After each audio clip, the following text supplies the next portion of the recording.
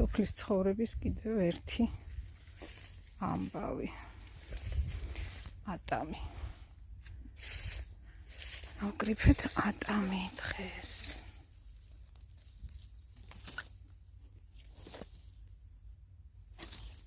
უბრალოდ ვაშლატამა. მოგემრიელესი.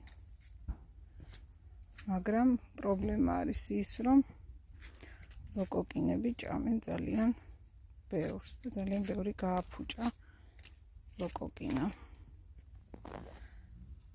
ლოკოკინები ჭამენ და ნახეთ.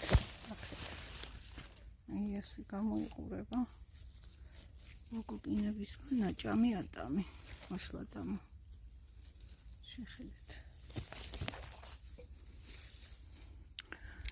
ახლა უკვე მეორედ დავკრიფეთ.